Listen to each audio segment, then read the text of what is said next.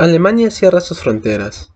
Con tal de frenar los contagios por las variantes del coronavirus, Alemania tomó la decisión de cerrar sus fronteras, y así lo podemos ver al límite de Austria, en el puesto fronterizo,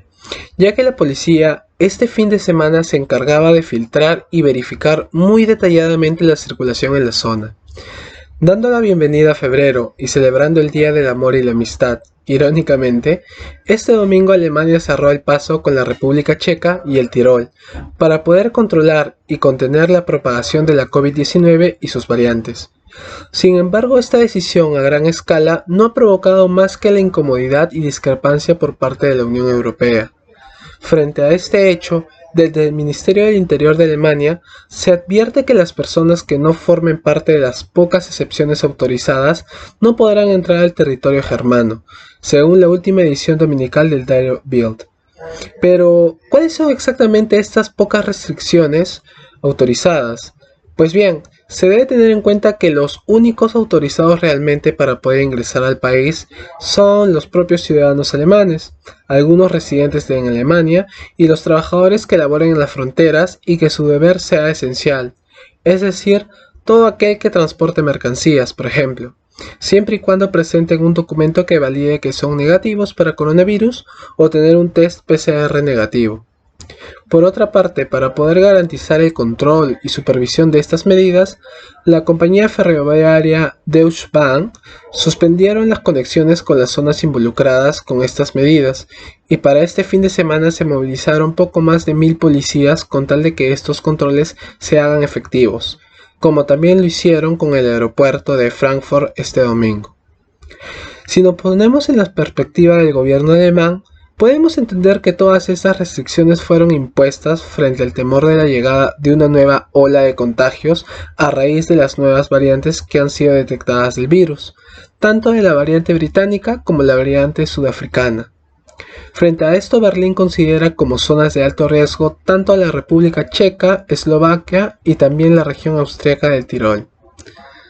A pesar de aún estar en un estudio preliminar, las autoridades alemanas están formulando la opción de también imponer estos controles con la región francesa de la Mosela, ya que en esa zona también se ha detectado una fuerte circulación de las variantes del virus.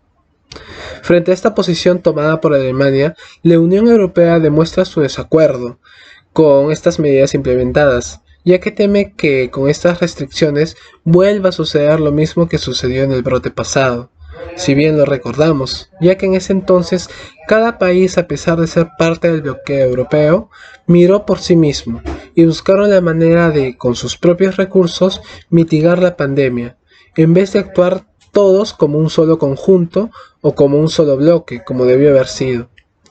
Las declaraciones nos hicieron esperar, y la representante europea de salud Stella Kyriakides dijo que podía entender el miedo que se desataba frente a las mutaciones del coronavirus, pero que cerrando las fronteras el virus no se detendrá. Además, también precisó que la única medida que les puede ayudar es la de suministrar la vacuna y las medidas de prevención sanitarias a las cuales estamos tan acostumbrados.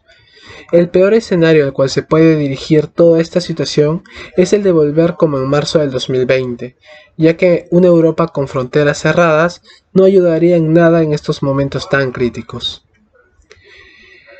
Ante todo pronóstico, todas estas declaraciones que abucheaban las de medidas de Berlín no hicieron más que provocar la indignación y la respuesta por parte del Ministerio del Interior de Alemania, ya que la Comisión Europea fue también objeto de reproches por su lentitud con respecto a las campañas de vacunación que se debieron estar promulgando por todo el territorio europeo.